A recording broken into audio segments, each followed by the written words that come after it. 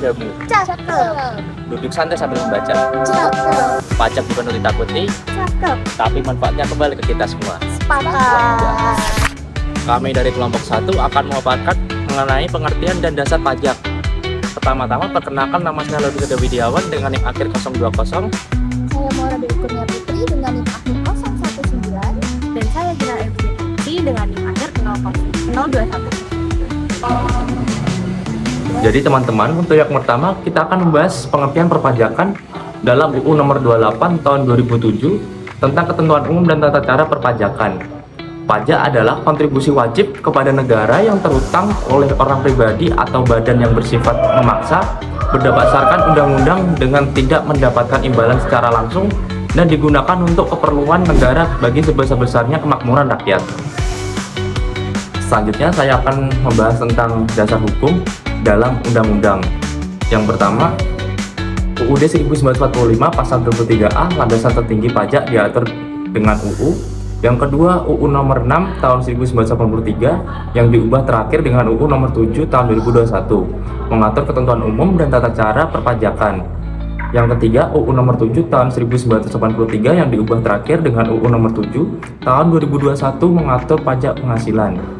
Yang keempat, UU nomor 8 tahun 1983 yang diubah terakhir dengan UU nomor 7 tahun 2021 mengatur pajak pertambahan nilai dan pajak penjualan atas barang mewah.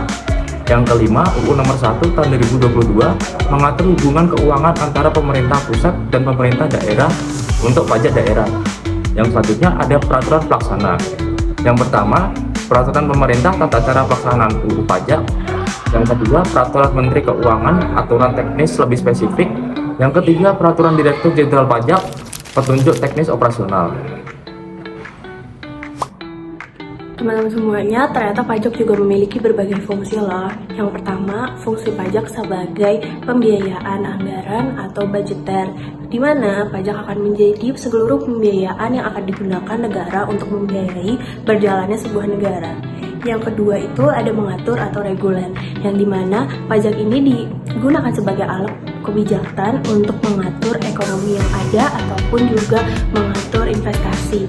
Dan yang ketiga adalah fungsi pajak sebagai demokrasi, di mana pajak ini sendiri akan menjadi cerminan bahwa masyarakat juga ikut terus serta membantu negara untuk menjalankan biaya-biaya, menjalankan kegiatan-kegiatan yang ada di negara atau menjalankan sebuah negara tersebut. Dan yang terakhir itu ada retribusi pendapatan, yang dimana pajak digunakan pemerintah untuk menyeratakan pendapatan yang ada di seluruh negeri ini, di seluruh negara Indonesia. Kemudian, pajak juga memiliki ciri-ciri. Yang pertama adalah kontribusi wajib, di mana setiap warga yang sudah memenuhi umur yang dikatakan dan juga memiliki penghasilan atau aset yang sudah cukup, maka mereka harus membayarkan pajak yang ada. Yang kedua adalah bersifat memaksa, di mana ketika sudah berwajib untuk membayar pajak, maka wajib pajak tidak boleh untuk meninggalkan kewajibannya sebagai pembayar pajak atau meninggalkan pembayaran pajak. Yang ketiga adalah tanpa imbalan langsung, di mana wajib pajak tidak bisa menerima hasil dari pajaknya langsung di muka, yaitu ketika membayar pajak mereka tidak akan bisa langsung menerima hasilnya. Pajak tersebut akan diolah oleh negara dan kemudian akan diberikan kembali seiring berjalannya waktu. Dan yang keempat, harus berdasarkan undang-undang, di mana segala bentuk pajak akan diatur dalam undang-undang seperti yang diatur dalam pasal 23A Undang-Undang Dasar 1945, yang dimana segala bentuk pungutan pajak harus diatur dalam undang-undang. Kelima adalah digunakan untuk pengeluaran negara.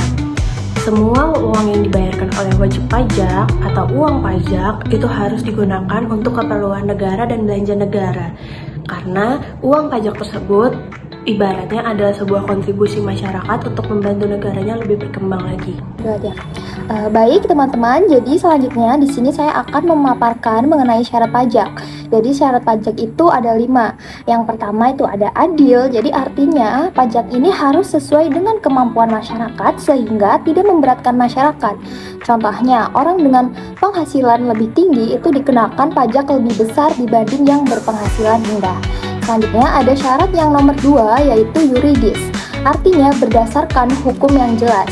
Jadi pemungutan pajak ini harus berdasarkan aturan hukum yang jelas dan sah agar memiliki kepastian hukum.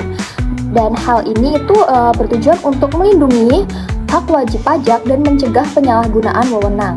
Selanjutnya, yang nomor 3 itu ada ekonomis. Artinya, pajak ini tidak mengganggu kegiatan ekonomi. Jadi, pajak tentunya tidak boleh menghambat kegiatan ekonomi seperti produksi, distribusi, maupun konsumsi. Lalu selanjutnya, nomor 4 itu ada finansial. Artinya, biaya pemungutan itu tidak boleh lebih besar dari hasil pajak. Dengan kata lain, pemungutan pajak harus dilakukan secara efisien dan juga hemat biaya. Yang terakhir, yaitu yang nomor 5, ada sederhana. Jadi artinya mudah dipahami dan juga dilaksanakan. Apabila prosedurnya terlalu sulit, maka masyarakat itu bisa menjadi bingung atau bahkan malas untuk membayar pajak. Nah, maka dengan itu perlu dilaksanakan sistem yang sederhana agar kepatuhan masyarakat juga bisa meningkat. Materi selanjutnya itu ada asas perpajakan. Jadi asas perpajakan di sini ada 3. Yang pertama itu ada asas domisili. Jadi pajak ini dikenakan berdasarkan tempat tinggal wajib pajak. Contohnya, warga negara Indonesia yang tinggal di Indonesia itu dikenai pajak atas seluruh penghasilannya, baik dari dalam maupun luar negeri. Selanjutnya itu ada asas sumber, yaitu pajak dikenakan berdasarkan sumber penghasilan. Contohnya, orang asing yang bekerja dan memperoleh penghasilan di Indonesia itu tetap dikenai pajak di Indonesia. Dan yang terakhir, yang ketiga, yaitu ada asas kebangsaan. Jadi pajak ini dikenakan berdasarkan status kewarganegaraan. Contohnya, warga negara Indonesia yang tinggal di luar negeri itu tetap dapat dikenai pajak oleh Indonesia sesuai dengan ketentuan yang berlaku. Baik, sebagai kesimpulan berdasarkan pembahasan yang telah dipaparkan oleh kelompok kami, jadi pajak ini merupakan kontribusi wajib yang diatur oleh undang-undang dan memiliki peran penting dalam pembangunan negara. Pajak juga memiliki dasar hukum, lalu fungsi, ciri, syarat, dan juga asas yang menjadi pedoman dalam sistem perpajakan di Indonesia. Oleh karena itu, kesadaran masyarakat dalam membayar pajak ini sangat diperlukan demi menjaga kesejahteraan bersama. Mungkin sekian pemaparan dari kelompok kami. Terima kasih.